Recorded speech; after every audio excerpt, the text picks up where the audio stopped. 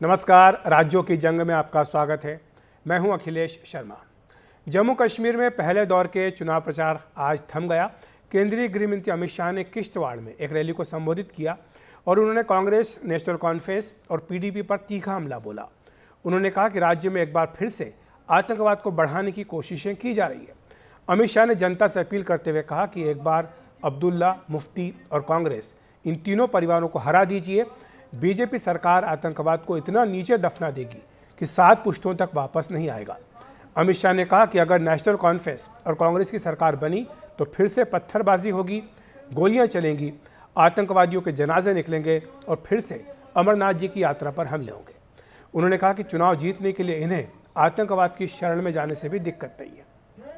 भाइयों बहनों, ये कहते हैं कि अगर हम आएंगे तो जितने भी लोग आतंकवादी जेल में हैं उनको हम मुक्त कर देंगे। आप चाहते हैं क्या? अरे जोर से बोलो, चाहते हैं क्या? एक क्षेत्र ने 90 के दशक में आतंकवाद झेला है। हमारी बिटिया सगुन ने भी अपने परिवार के, अपने पिता का छाया गंवाया है। भाई, मैं आज आपको कहकर जाता हूं, एनसी और कांग्रेस को जो मंसूबे करने हैं वो कर दीजिए। दुनिया की कोई ताकत पीर पंजाल की ईश्वर आतंकवाद को ला नहीं सकती। ये नरेंद्र मोदी सरकार का वादा है। और एक बार ये 3 परिवारों को हरा दीजिए, अब्दुल्ला, गांधी और मुफ्ती परिवार। मैं आपको वादा कर कर जाता हूं, आतंकवाद को इतना नीचे दफन करेंगे कि 7 पुश्तों तक ऊपर नहीं आ पाएगा। नहीं। उमर अब्दुल्ला कहते हैं अफजल गुरु को फांसी नहीं देनी चाहिए थी। भाई किश्तवाड़ वालों, मैं तो सीधा आपको पूछने आया हूं, अफजल गुरु को फांसी देनी चाहिए थी या नहीं देनी चाहिए थी? जोर से बोलिए जरा, देनी चाहिए थी या नहीं देनी चाहिए थी? यही बताता है कि राहुल गांधी और उमर अब्दुल्ला की सरकार बनी तो क्या होने वाला है। फिर से पथराव होगा, फिर से आतंकवादियों के जनाजे निकलेंगे, फिर से गोलियां चलेगी, फिर से सिनेमा हॉल बंद हो जाएंगे, फिर से अमरनाथ यात्रा पर हमला होगा, फिर से ताजिया का जुलूस बंद हो जाएगा। और ये जो इन्वेस्टमेंट आ रहा है जम्मू कश्मीर के अंदर, इसकी जगह बेरोजगारी खड़ी होगी। भाइयों बहनों, ये अब्दुल्ला गांधी परिवार, उनका एक ही मकसद है, जीतना। आतंकवाद को शरण में जाने की इनको कोई शर्म नहीं। जम्मू कश्मीर में चुनाव 10 साल बाद हो रहे हैं। हर एक राजनीतिक दल अपनी खोई हुई जमीन खोज रहा है। केंद्र की भी अपनी अलग भूमिका है। घाटी के राजनीतिक दलों का कहना है कि एआईपी और जमात का गठबंधन भी केंद्र ही है।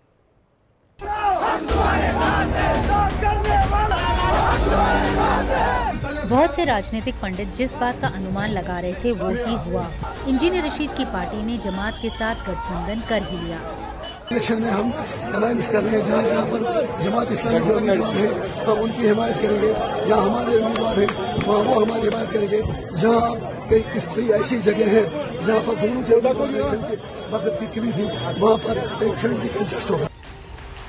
अवामी एहतियाती पार्टी और जमात इस्लामी दोस्ताना मुकाबला के लिए सहमत हो गए हैं, इसलिए एक दूसरे के उम्मीदवारों का समर्थन करेंगे। माना जा रहा है कि साउथ कश्मीर में पीडीपी को इस गठबंधन से नुकसान हो सकता है, खास तौर पर पुलवामा, शोपियां, जैनीपुरा और कुलगाम में। वहीं नेशनल कॉन्फ्रेंस को नॉर्थ कश्मीर में नुकसान हो सकता है, जिसमें गांदरबल सीट भी शामिल है। तार इनकी कहीं और जुड़ी हुई है, इशारा इनको कहीं और से आता है। जहाँ से इशारा आता है उस इशारे पे ये नाचते हैं।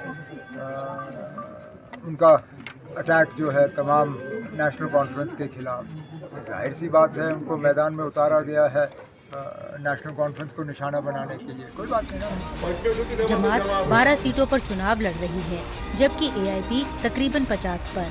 समझौते पर पहुंचने के बाद एआईपी और जेईआई के नेताओं ने अपने कार्यकर्ताओं से एक दूसरे के उम्मीदवारों का समर्थन करने के लिए कहा है। उधर बीजेपी का कहना है कि इस बार कश्मीर घाटी में कमल की एंट्री होगी। एक समय होता था जम्मू कश्मीर में बीजेपी को बहुत ज्यादा लोग स्वीकार नहीं करेंगे, ऐसा लोग कहते थे।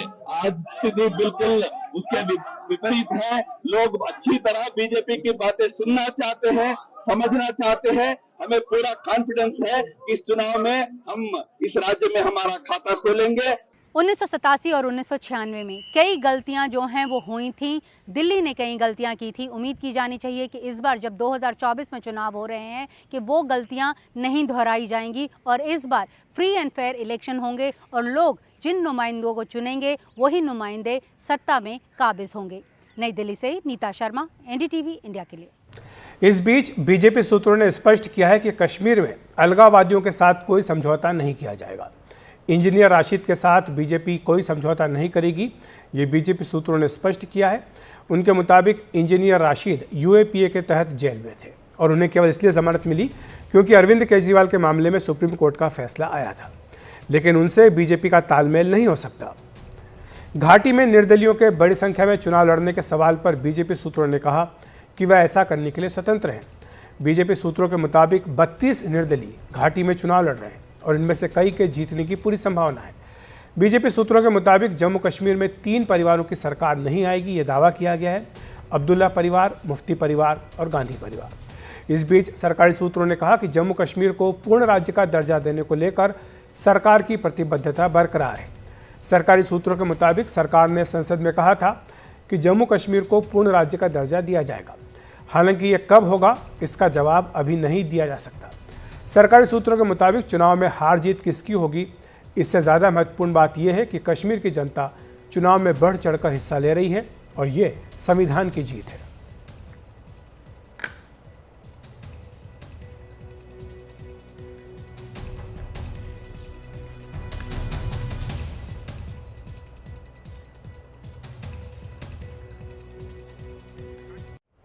बीजेपी कश्मीर घाटी की 28 सीटों पर चुनाव नहीं लड़ रही है।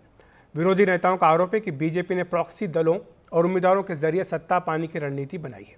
आखिर कौन है ये किंग मेकर, ये दूसरी पार्टियों का खेल किस तरह बिगाड़ सकते हैं, इस पर विस्तार से बता रही हैं हमारी सहयोगी नीता शर्मा। इस बार कौन कौन हो सकते हैं किंग मेकर? सबसे पहले जिक्र हम कर लेते हैं पीपल्स कॉन्फ्रेंस का। ये पार्टी जो है 5 दशक पहले बनाई गई थी। अब्दुल गनी लोन ने पीपल कॉन्फ्रेंस बनाई थी। उनके बेटे जो हैं वो सज्जाद लोन अभी इसका कार्यभार देख रहे हैं। जब मिलिटेंसी का दौर था जम्मू कश्मीर में, तब पीपल कॉन्फ्रेंस ने कभी जो है वो चुनाव नहीं लड़ा, जिसके चलते उसका जो सिंबल है वो जो है वो ख़त्म हो गया था। इलेक्शन कमीशन ने उसका जो सिंबल है उसे ले लिया था। लेकिन अब जो है उसकी फॉर्च्यून्स फिर से बदल रही हैं, क्योंकि 2014 का जो असेंबली का इलेक्शन था वो सज्जाद लोन ने हंदवारा से जीता था। उसके बाद उन्होंने पीडीपी और भारतीय जनता पार्टी की सरकार को समर्थन भी दिया था। 370 ख़त्म होने के बाद उन्होंने जो है लोकसभा इलेक्शंस भी इस बार जो हैं वो लड़े थे। बारामूला से उन्होंने जो है कंटेस्ट किया था, लेकिन उनकी बहुत करारी हार जो देखने को मिली थी। इस बार बताया जाता है कि ये जो पीपल्स कॉन्फ्रेंस है जम्मू कश्मीर के विधानसभा चुनावों में 22 सीट्स पर लड़ रही है। तो क्या ये किंग मेकर बनेगी, या फिर दूसरा ऑप्शन है अपनी पार्टी? अपनी पार्टी जो अल्ताफ बुखारी साहब ने बनाई थी धारा 370 ख़त्म होने के बाद, वो प्रधानमंत्री से भी मिले थे। पहले इस बात के चर्चे थे कहीं वो भारतीय जनता पार्टी से ना मिल जाए। बहरहाल उन्होंने अपनी पार्टी बनाई और उन्होंने कंटेस्ट किया इलेक्शन जो लोकसभा का था। उन्हें कोई सीट्स तो मिली नहीं। इनफैक्ट उनकी जो एक गारंटी थी, जमानत जो थी, वो भी जब्त हो गई कई इलाकों में। अब बोला जा रहा है कि अपनी पार्टी 60 सीट्स पर चुनाव जो है वो लड़ रही है, 40 कश्मीर में और 20 जम्मू में। तो ये भी दिलचस्प देखने वाला बात होगी कि क्या अपनी पार्टी वो कर पाएगी जिसके लिए ये आरोप लगाए जा रहे हैं सत्ता में कई लोगों द्वारा, कई पार्टी द्वारा, कि अपनी पार्टी के पीछे दरअसल भारतीय जनता पार्टी है। तीसरी पार्टी है डेमोक्रेटिक प्रोग्रेसिव आज़ाद पार्टी। ये गुलाम नबी आज़ाद की पार्टी है। जब वो कांग्रेस से अलग हुए थे, उन्होंने ये पार्टी जो है 2022 में बनाई थी। उन्होंने भी चुनाव लोकसभा के जो हैं वो लड़े थे, लेकिन अब 2024 में वो फिर से जो है वो चुनाव लड़ रही है। लोकसभा में उनके भी जो जमानत है वो जब्त हो गई थी, लेकिन इस बार भी बताया जाता है कि 20 से 25 सीट्स पर वो जो है वो चुनाव लड़ रही है। चौथा बिग प्लेयर है अवामी एहतियात पार्टी, जो इंजीनियर रशीद की पार्टी है। इंजीनियर रशीद जिसे एक जायंट किलर बताया जाता है, क्योंकि उन्होंने बारामूला से उमर अब्दुल्ला को हराया था, जो वहां के पूर्व मुख्यमंत्री थे। अभी बारामूला से वो सिटिंग एमपी हैं। अभी वो 60 सीट्स पर जो है वो चुनाव लड़ रही है। दिलचस्प बात यह है कि जिस तरह से सत्ता के गलियारों में हेर फेर हो रहे हैं, एक नया ताज़ा हेरफेर हमने रविवार शाम को देखने को मिला था कि जब ये खबर सामने आई थी कि जो जमात है और एआईपी यानी अवामी एहतियात पार्टी इंजीनियर रशीद की जो है उनका अलायंस हो गया, दोनों एक दूसरे को सपोर्ट करेंगे। साउथ में जो बताया जाता है कि जमात का जहां पर होल्ड है वहां पे एआईपी उसको सपोर्ट करेगी, और नॉर्थ में जो है जमात एआईपी को जो है वो सपोर्ट करेगी। और अब बात हरियाणा की कर लेते हैं। यहाँ पर नामांकन वापसी का आज आखिरी दिन था और बीजेपी ने अपने बागियों को मनाने के लिए पूरी ताकत झोंक दी।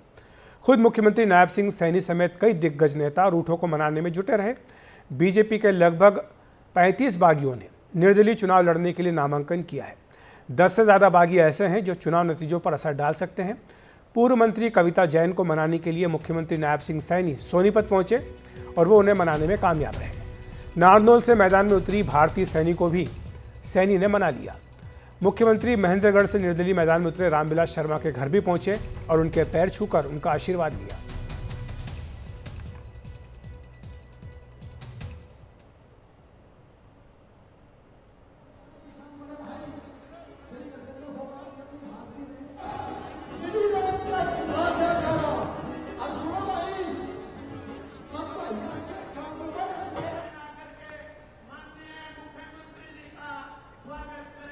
उधर हरियाणा में चुनाव से पहले ही मुख्यमंत्री की कुर्सी को लेकर बीजेपी के भीतर रस्साकशी भी दिखने लगी है। खट्टर सरकार में गृह मंत्री अनिल विज ने खुद को सीएम पद का उम्मीदवार बनाने की मांग कर डाली। उन्होंने कहा कि अगर मौका मिला तो वे हरियाणा की तस्वीर बदल देंगे। हालांकि केंद्रीय मंत्री और हरियाणा बीजेपी के प्रभारी धर्मेंद्र प्रधान ने उनके दावे को तुरंत खारिज कर दिया।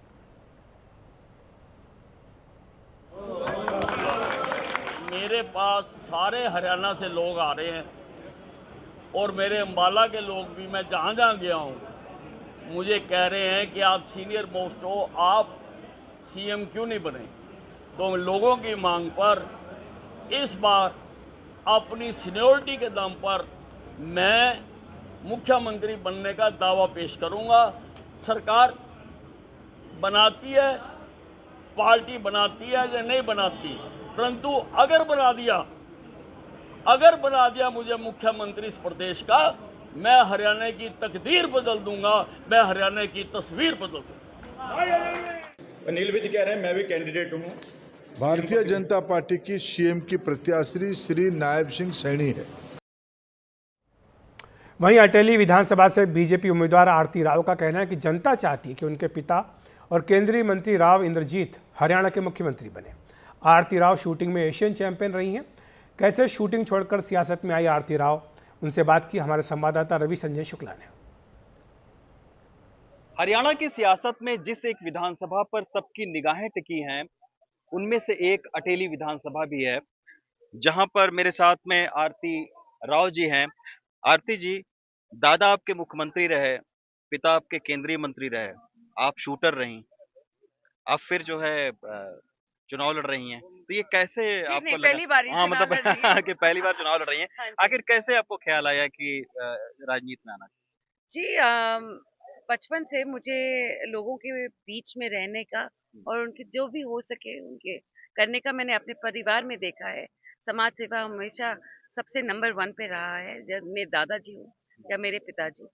और जब मैं स्कूल से निकली थी, उस वक्त हमने सोचा था कि मैं क्या करूंगी आगे। उस टाइम तो ये नहीं सोचे थे राजनीति में जाएंगे, उस टाइम कुछ और करने की सोची थी। और शूटिंग ने मुझे ढूंढ लिया और 20 साल मैं इंडिया का नेतृत्व करती रही इंटरनेशनल स्तर पर। और काफ़ी मेडल्स भी जीते थे। हाँ जी। और जब मेरी रुचि ज़्यादा राजनीति में होने लगी, ये 2009-10 की बात है, तो धीरे-धीरे बढ़ने लगा तब से। और 2014 में पहली बार मैंने कहा कि मुझे लड़ना है और टिकट नहीं मिली, मगर फिर भी मैंने भारतीय जनता पार्टी के लिए हमेशा वोट मांगे हैं, उनके उम्मीदवारों के लिए मांगे हैं, लोकसभा में ही नहीं, विधानसभाओं में। और अनेकों उम्मीदवार ऐसे हैं, मैं बोलूँगी 90% 95% मेरी विनिंग स्ट्रीक रही है कि जिनके लिए भी मैंने वोट मांगा है आज तक, उन्हें जीत ही हासिल हुई है। और उनकी जीत में मैं सोचती हूँ कि मेरा भी कुछ योगदान ज़रूर रहा है। अच्छा मैम, एक सवाल और उठता है कि अभी जो है वो राव इंद्रजीत सर का एक बयान आया जिसमें उन्होंने कहा कि वो भी मुख्यमंत्री पद की जिम्मेदारी जो है वो उठा सकते हैं। इस तरीके का बयान आया, आप उनके बयान पे क्या सोचती हैं? मैं सोचती हूँ कि अगर पब्लिक ऐसा सोचती है और बहुत सालों से सोचती आई है कि राव साहब को कर सकते हैं ऐसा काम, तो क्यों नहीं, जरूर। बीजेपी ने सोनीपत के गन्नौर विधानसभा के सिटिंग विधायक का टिकट काट दिया था, लेकिन टिकट की दौड़ में सबसे आगे चल रहे नेता को टिकट न देना बीजेपी को भारी पड़ता दिखाई दे रहा है। हमारे सहयोगी अतुल रंजन ने गन्नौर विधानसभा की जनता से राय जानी। चुनाव हरियाणे का और बात अगर खेती किसानी की ना हो तो कहीं ना कहीं जिक्र जो है वो अधूरा रह जाता है। और आज अपने चुनावी सफ़र में हम इसी गन्नौर विधानसभा पहुंचे हैं। गन्नौर अपनी खेती किसानी के लिए जाना जाता है, किसानों की संख्या अच्छी खासी है, जाट बहुल इलाका है, लेकिन यहाँ भी एक तरह से हम देख रहे हैं कि एक त्रिकोणीय मुकाबला देखने को मिल रहा है। बीजेपी हो, कांग्रेस हो और ये तीसरा निर्दलीय जो जिन्हें बीजेपी ने टिकट नहीं दिया, वो भी इस बार चुनावी मैदान में है। हमारे साथ इस वक्त यहाँ कुछ लोग हैं गन्नौर विधानसभा के, इनसे हम बात करेंगे और जानेंगे कि आखिर जो है गन्नौर विधानसभा का माहौल क्या है, यहाँ पे चुनावी मंडी में यहाँ पे किसका जो है भाव जो है वो ज़्यादा है। आप बताएं कि माहौल किसका है इस बार? इस बार भाई सब का माहौल हो रहा है पूरा, सारा का बीजेपी तो कोई काम नहीं कर रहा, ये रोड़ा में खड़े हुए पड़े हैं और ये कोई काम नहीं कराया इसने। इस सरकार ने एक बार बन जहाँ पे कोई आता नहीं गाँव में, से कोई सरकार काम नहीं करती। कोई सी भी सरकार, बीजेपी की आ जाओ, कांग्रेस की आ जाओ, हम तो ये वोट देना नहीं चाहते किसी से भी।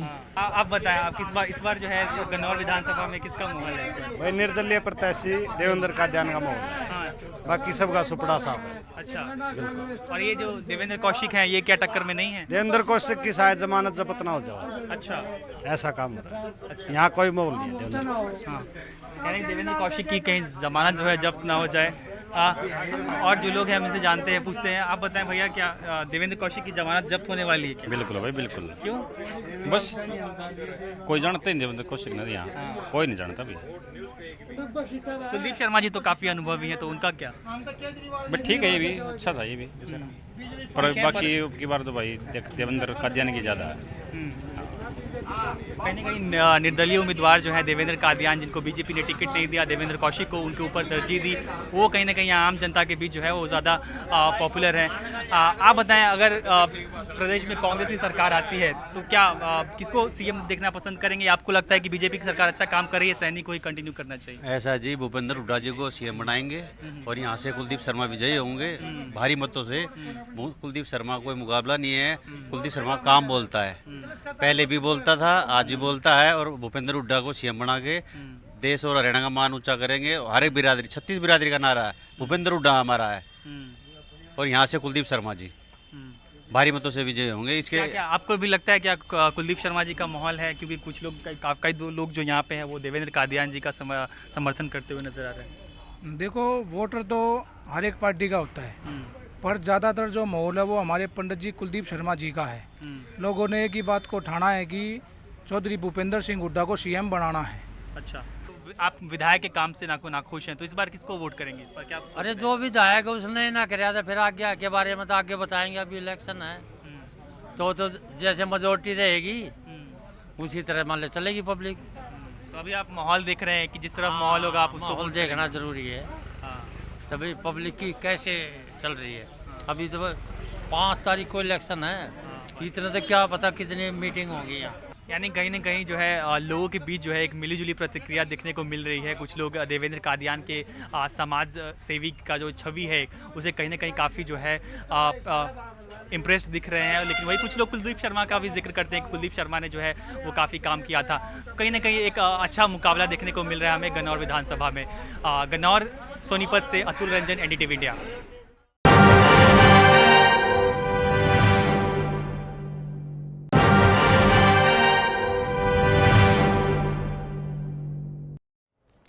और आपको बताएं कि हरियाणा विधानसभा चुनाव के लिए कांग्रेस ने अपने उम्मीदवारों की अंतिम सूची 11 तारीख को देर रात को जारी की थी। इसमें कांग्रेस ने आम आदमी पार्टी से गठबंधन तो नहीं किया था, लेकिन एक सीट CPM को दे दी थी। क्या 37 सालों का सूखा इस बार CPM हरियाणा में खत्म करेगी और क्या पहली बार पार्टी का विधायक 37 साल बाद विधानसभा में पहुंचेगा, देखते हैं।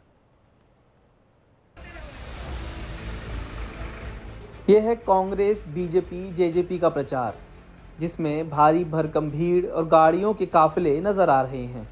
लेकिन एक पार्टी ऐसी भी है जिसके उम्मीदवार अकेले पैदल चलते हुए अपना प्रचार कर रहे हैं और लोगों से वोट की अपील कर रहे हैं।